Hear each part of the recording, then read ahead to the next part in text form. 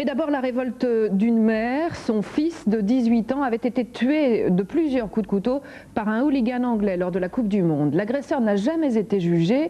Il a été déclaré irresponsable. Les parents de la victime sont venus assister au procès Nivelles-Varnequeux pour exprimer leur colère et dénoncer cette situation.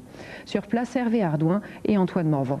Je souhaite justice pour mon fils. Je ne demande pas d'argent. Je demande que justice soit rendue et que cet homme, Paul Burch, rende compte de son acte de hooliganisme et de barbarie.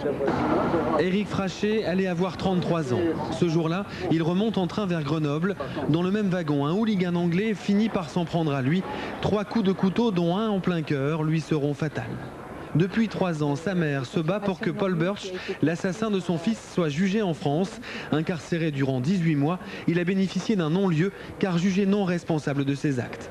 Ce qu'on omet de dire, c'est que cet homme était ivre et drogué et que c'est une action volontaire, fou ou pas fou. C'est une altération du discernement et c'est soumis à cour d'assises.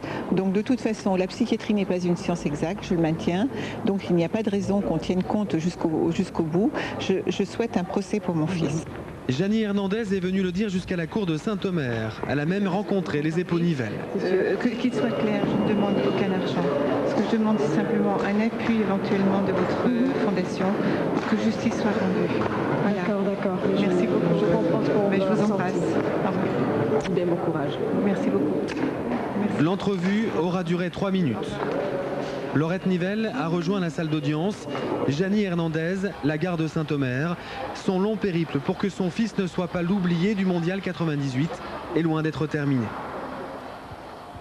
Un autre procès maintenant, celui d'une escroquerie présumée aux vacances. 2000 personnes qui espéraient un peu de rêve se sont finalement retrouvées confrontées au cauchemar. Elles ont payé très cher des semaines dans des résidences au soleil sans finalement y avoir véritablement accès.